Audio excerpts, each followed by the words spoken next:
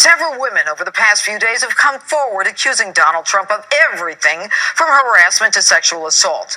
But at least two of the accusers are being challenged. Anthony Gilberthorpe is challenging the story being told by Jessica Leeds. Leeds says Trump molested her on a plane several decades ago. Anthony says he was on that plane, and he's here with me now. All right, good evening, Anthony. You are a Brit. You're from the UK, yes. And I understand you just arrived this afternoon. Is that correct? I've flown over for this purpose. Okay. Now, how did you hear about this claim by Jackie Leeds from decades ago? It first came to my attention on Thursday morning, and within the hour, I had contacted Trump's lawyers to tell them exactly what I did know about this woman. Okay. How did you know that this woman who was accusing Donald Trump was the same woman on a plane that you were on? I instantly recognized her. I How did you know? recognized her as the woman I shared a flight with for 3 hours and conducted numerous conversations. But what was it about her? Did she look the same? Or what brought your attention It to was her? a photograph of the time, and I recognized her, and it is without doubt that woman. Okay. Do you have any connection to the Trump campaign or organization? None whatsoever. I would be here tonight to defend whether it be Trump or Obama or Clinton. Tell me about you. What is the worst thing that you have done? Because we're going to find out about it one way or the other. The internet's full of it. They're in overdrive. And frankly, let this be testimony to the weaponry that I have. I will prove that I was on that flight with that woman and that I was witness not to any sexual misdemeanor on the part of Trump. That man did not Why sexually should assault I that believe woman. you? Why should anyone believe you? Are you credible? I'll tell you why, Judge, and here's the reason. I know the timeline, and let me just briefly tell you of that timeline. The story came out.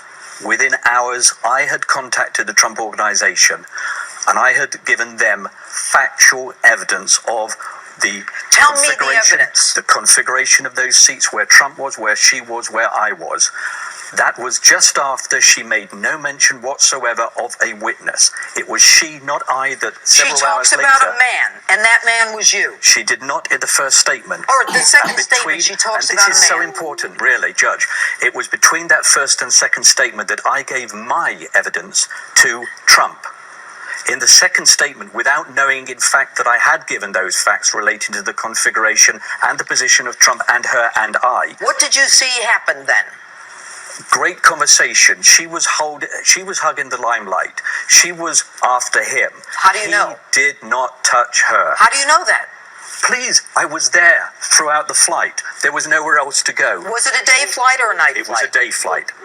Was he drinking? No. Was she drinking? None of us were drinking. How do you know that? Don't let that be the excuse that the How do you know that? give. No, because I was there. I was there, and you know the interest in What was she wearing? A white trouser suit. And you know the interesting thing? It was the stewardess that was in attendance at all time because it was a first-class cabin, and yet that was the flight attendant that mysteriously disappeared for 15 minutes whilst this sexual encounter that she said happened. It's not real. Did she talk to you about Donald Trump? Yes, she exclaimed with excitement when he went to the toilet, how she thought how exciting it was that she had met him. And she literally went like that. She said, I can't believe my luck that I've met one of the richest men in the world. All right.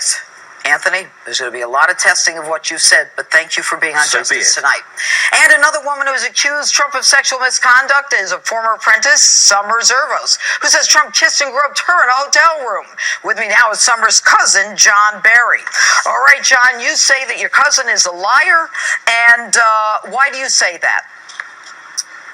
Well, Judge Pirro, I worked at Sonny's restaurant in Huntington Beach with her for about 6 months, and actually, I've never voted, and she absolutely turned me into a Trump lover. I really didn't care for Trump in the past, but I started watching videos. So after she is on The Apprentice, she talked you into being a Trump supporter? Basically, at the restaurant, she started telling me about all the good things he does. When the cameras aren't there, he'll go to children's hospitals to visit burn victims. And so anyways, I just, when I saw her on TV crying, I felt like she did a 360 All right. degree turn I've got there. 20 seconds. There is a letter here, an email to Trump's people. She has a restaurant inviting Donald Trump on April 14th to come to her restaurant when he came to California. She has a restaurant, and it's suggested that he didn't come, and therefore she's angry with him. Does that make sense to you? Absolutely. That is 100% correct. She was not happy, and I felt like, she's been known to sue people. She sued a restaurant in Newport Beach for sexual harassment. Interesting. And I just felt like, I hope she doesn't do anything. And I was in my office, and I saw her on the TV, and I just, all right. I John almost Barry, fell off my chair. out of time. Thank you so much.